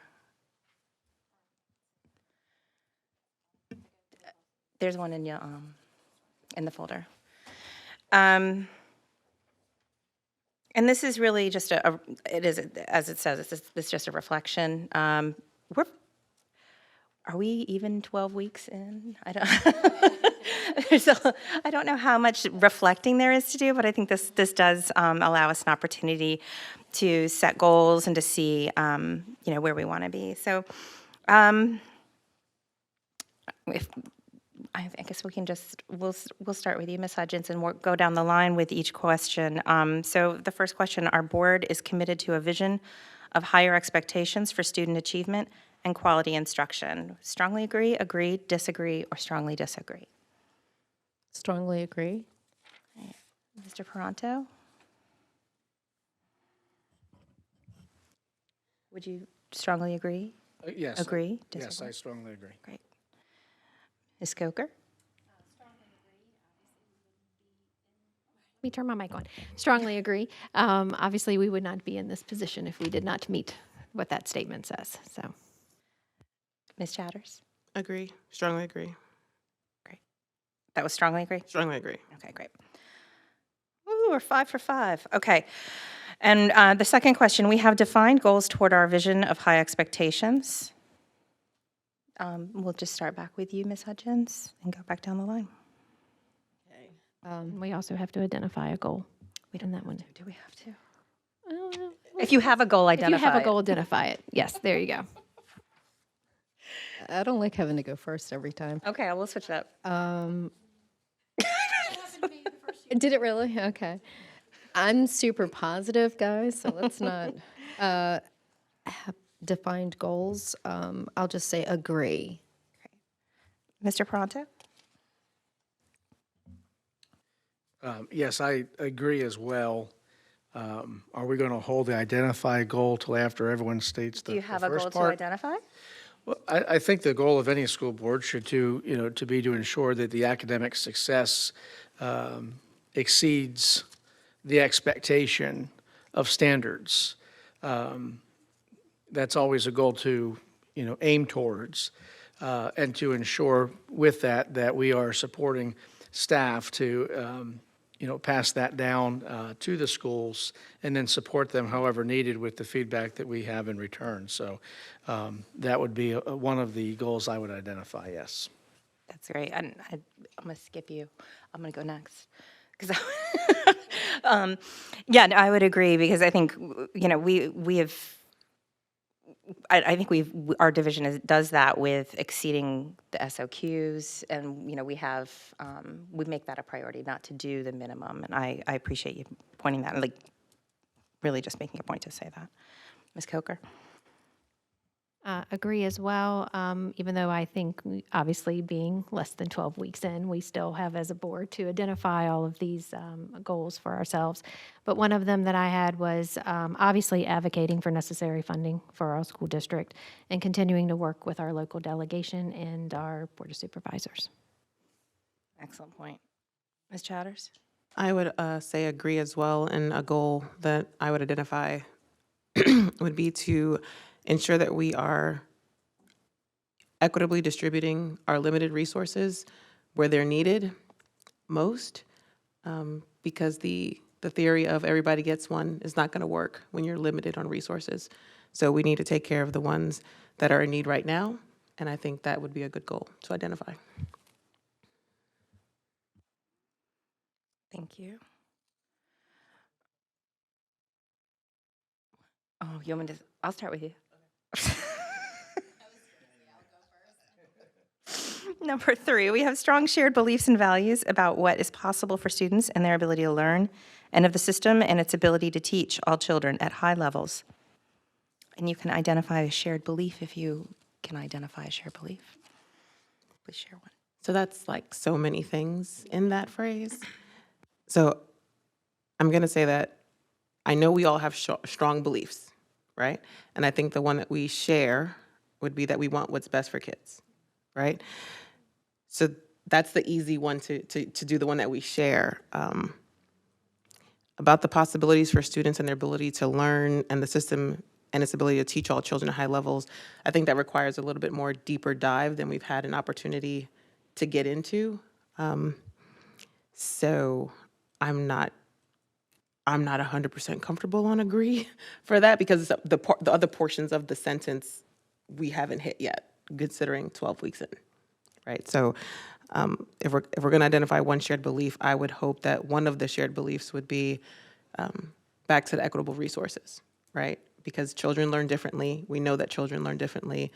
Our gifted learners, our children with disabilities, they all learn differently, and we should be accommodating them and resourcing those to the level that they're needed. I think that would be a good shared belief that we all can get behind. Ms. Coker? I had agree. I think to the point of teaching all children at high levels and being able to meet the needs of our students, actually saw that in the work session for the math, right? So we are looking to different pathways to accommodate all of our students' needs. So again, I too had that our students deserve the best education, and we will always strive to meet those expectations. Mr. Paranto? I do agree with Mrs. Chatters in regards to this sentence that states, and of the system and its ability to teach all children at high levels. I do know that we both campaigned on special education reform and diving into that. And so within 12 weeks, I can't tell you that, those strides have been made. So I'm not 100% on that just at this point. However, making it possible for students and their ability to learn, absolutely, yes, I agree to that. Identifying one of the shared beliefs is in regards to the ability to make this work, is we have to listen to what our teachers are telling us, what our parents are telling us. I agree with Mrs. Coker in regards to the pathways. That was born out of a lot of feedback from many people in the community, not just teachers, but also parents, central office staff, what have you. So seeing that gives hope to what's to come. So if that is our guiding light, then I think we're in a good spot to be able to move forward, but we should not take our eyes off of that as far as a shared belief, in my opinion. Thank you. Ms. Hutchins? I would check agree on this, and I will definitely reiterate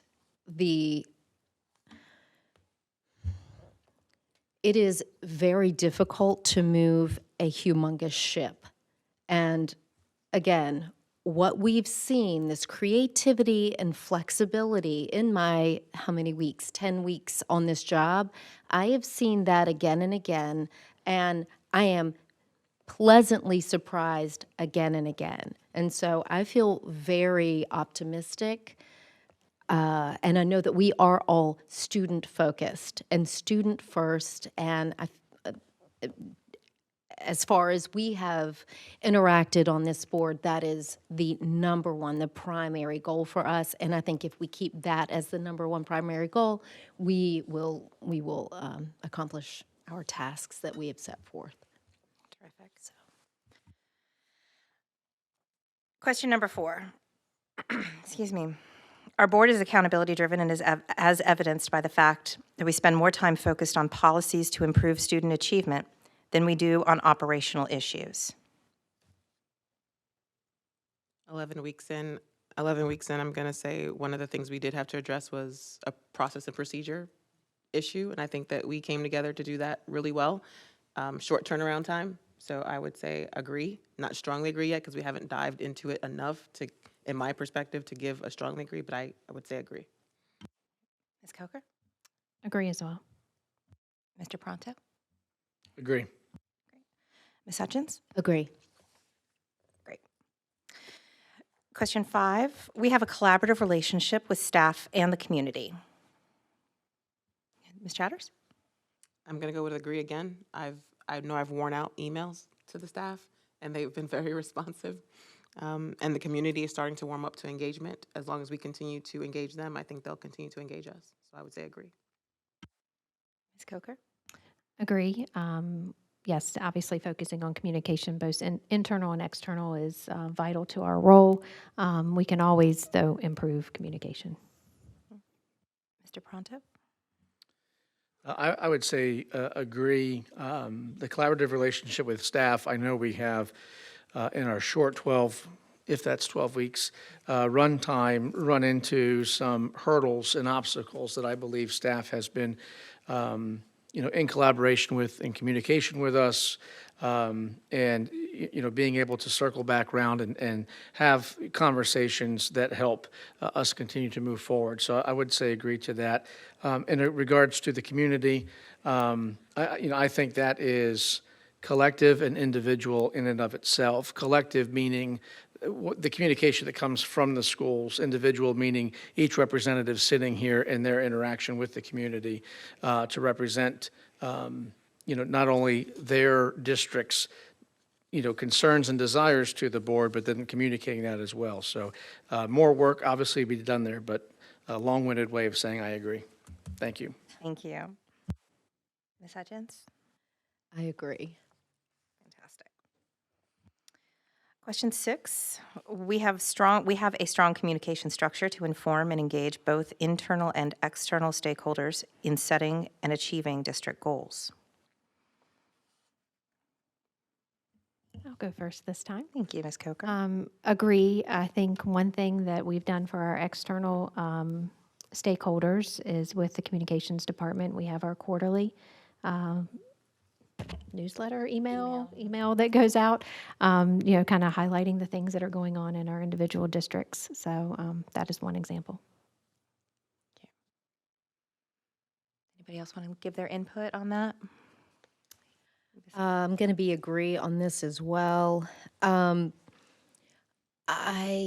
Again, brand new, fresh on the job, but we just got CCPS on the Go, the little magazine, super cute. I love it, fresh, bright, lots of information. Of course, we push out the weekly emails, lots of information on what is happening. I think that is very good. The thing that I would be interested in pursuing further is the actual communication on a daily basis. We go out and we do some pretty cool things, and by we I mean all of us, into the community. It'd be pretty cool if not only on our own personal Facebook, social media, et cetera, but on our CCPS social media, it would be great if that were not just what we're doing, but more things were highlighted. I'm having a hard time figuring out what is and what isn't.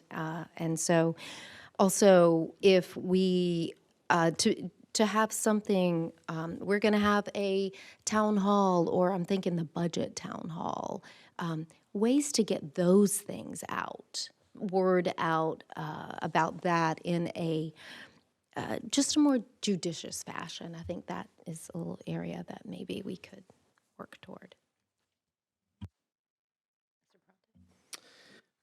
I would, there's no box between agree and disagree. If there was, I would check that. I think we're getting there in regards to seeing opportunities for improvement and taking those opportunities. Yes, the magazine that goes out to the community is great, highlights some things. I know that there are, or that there is, pardon me, the Facebook page for, the school district that also gives out information as well. That's one avenue. So I do agree with you in regards to that. So we're doing it. I'd like to see that amplified a bit more. Terrific. I'm going to put you in between agree and disagree. I was trying to figure out how to do that. Yeah, I know. Number 7, our board is data savvy. We embrace and monitor data even when the information is negative and use it to drive continuous improvement. Again, this may be one of those questions that's a little too early in the game to really have a satisfying reflection on, but Ms. Chatters, would you like to add to that? I was going to say I agree because I have been asking for data and I've been getting it, and then I can aggregate it, I can filter it to give me the information I need to present to all of you. For example, the Dale District Elementary School, the data I was given to use to come up with the analysis for that was given by the staff, right? And so the way he's cataloging it made sense. It was easy to read, and it showed, Dale District Elementary Schools, top 5, 4 of them are Dale schools that are overcrowded. So to help me lead you guys in that conversation, that's where the metric came from. The number of trailers, that data I asked for, the age of our buildings, that data I asked for, and it provided enough detailed information, hopefully, to convince the board to do something about what's going on in my district. So the metrics that we're using, the way our staff is cataloging that data is important, and it was very useful to me, so I would say I strongly agree. You get a gold star. Ms. Coker? I would agree with that statement. Mr. Pronto? Agree? Ms. Hutchins?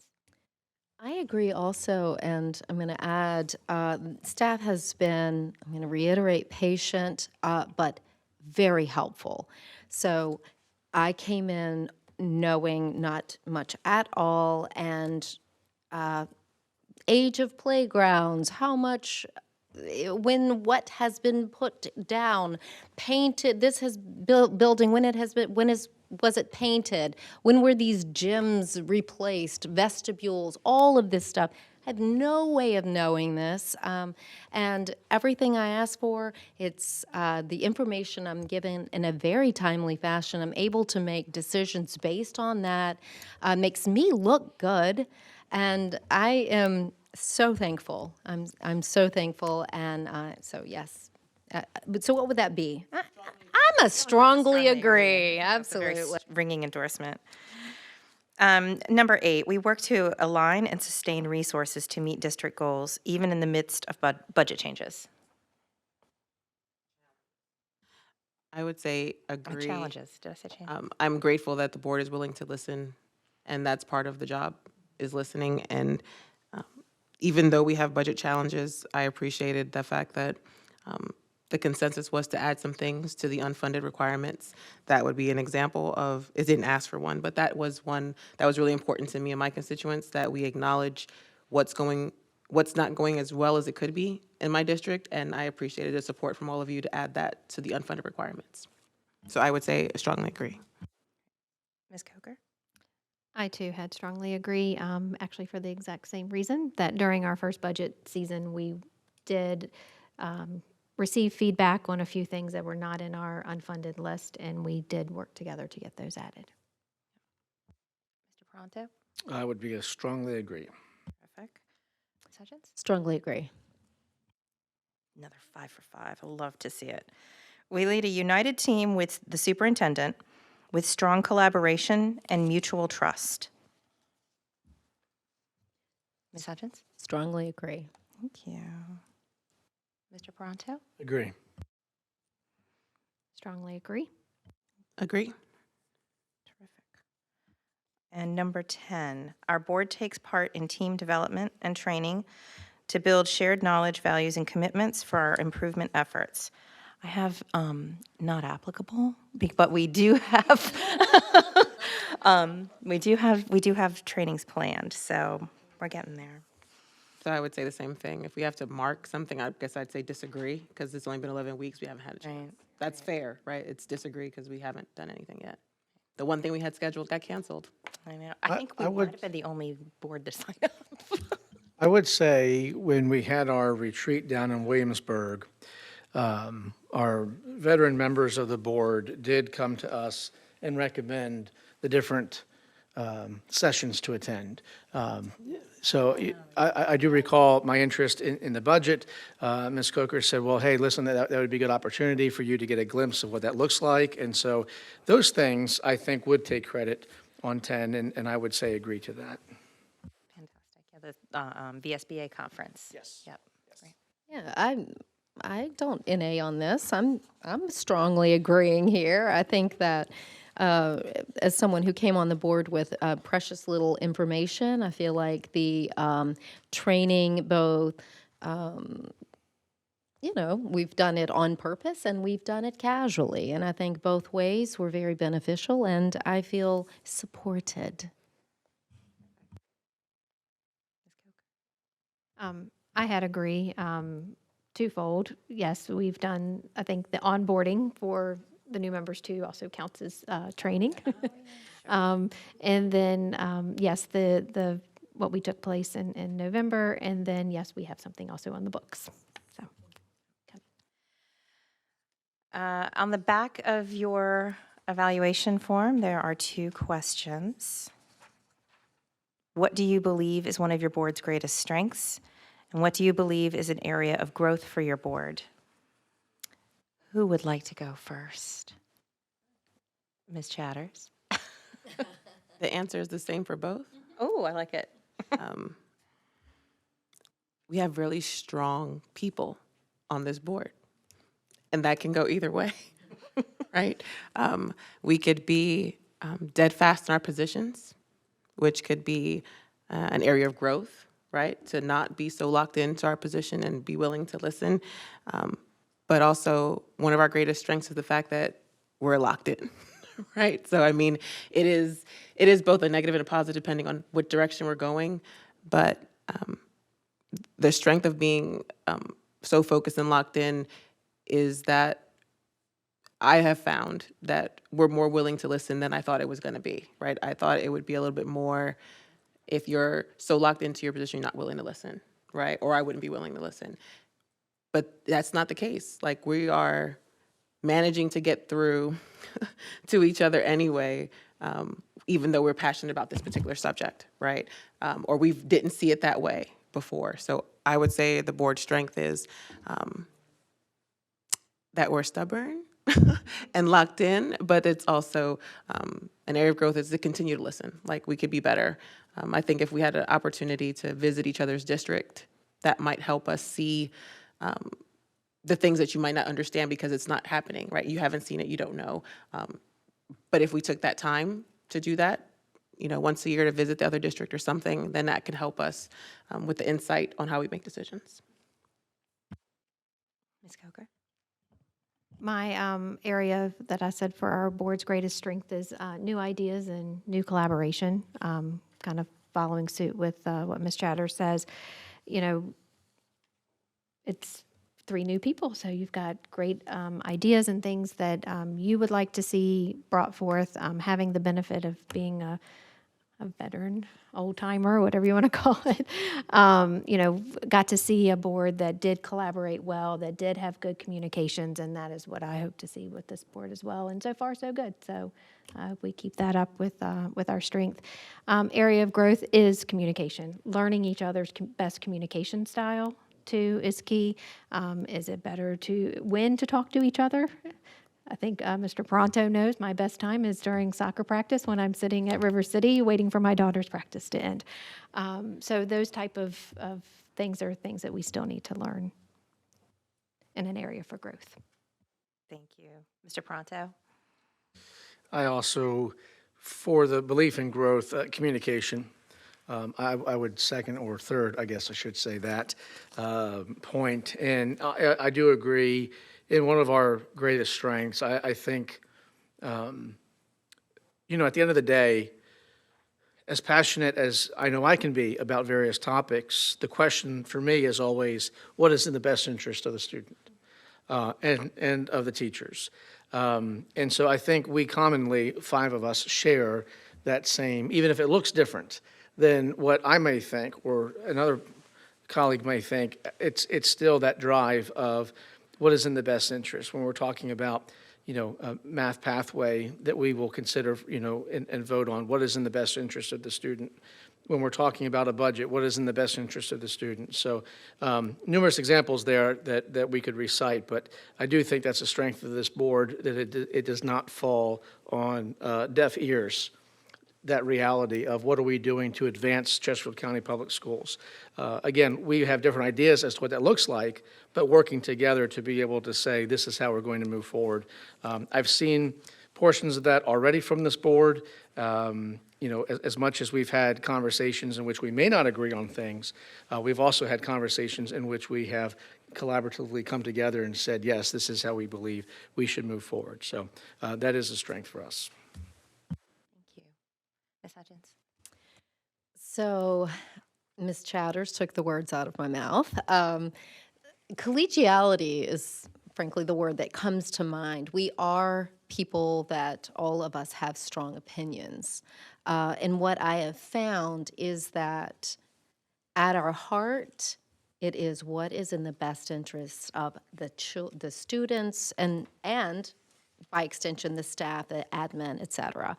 That is our end goal.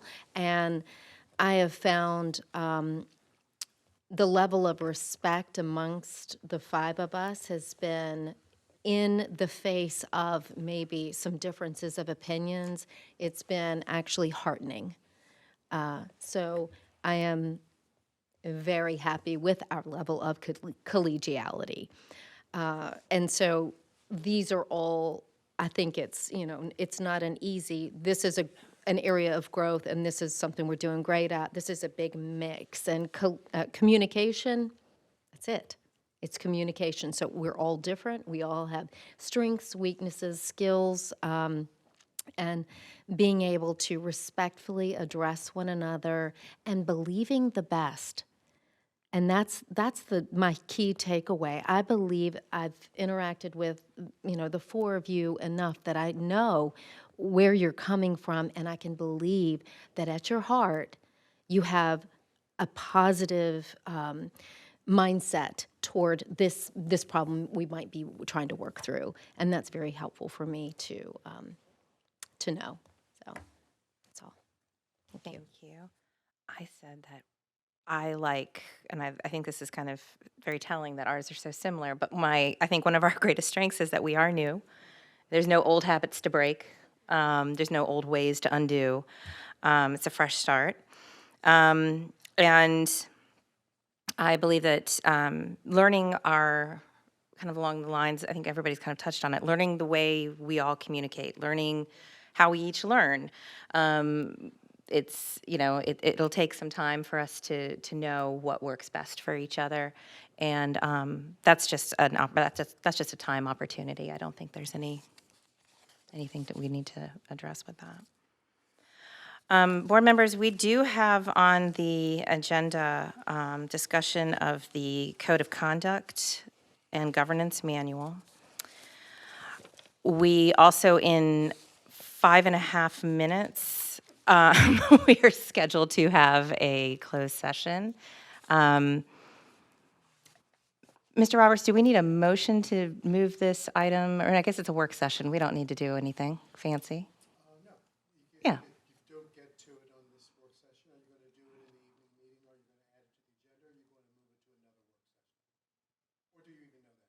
I don't know that yet. We'll just put it back into the folder and save it for later. Okay, thank you. If we were going to extend it tonight. Thank you. Okay. Well, thank you, colleagues, for your input. And we'll hold off on that code of conduct and governance discussion until I would recommend the next working session. Okay. Are there any announcements or comments from school board members? Ms. Chatters? Everybody needs to go to the Chesterfield Virtual Academy. It was a great tour today. That's all I have to say. It's Going really, in 2 weeks. it's a phenomenal space. If you haven't been, it's great. I've already been, and I also was in I can't remember the actual name, but I participated in the exercise club, and I am not, this is not a joke. The next day, I was sore. I was taking it seriously, and I was doing burpees. I was like, why? I can like hop away from my camera. Let me turn this thing off. Yeah, super fun. Those kids were adorable. I love that. Are there any other announcements or comments?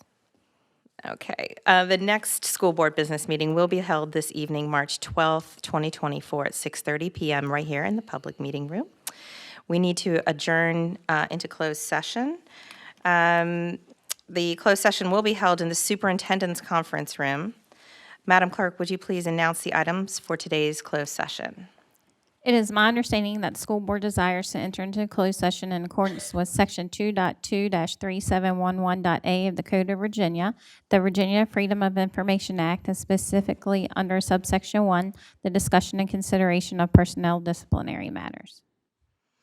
Members of the board, you've just heard the items requested to be discussed in closed session. Do I have a motion in that regard? So moved. Is there a second? Second. Madam Clerk, would you please call roll on the motion? Dominique Chatters. Aye. Stephen Pronto. Aye. Lisa Hudgens. Aye. Ann Coker. Aye. Dot Heffron. Aye. We are now in closed session.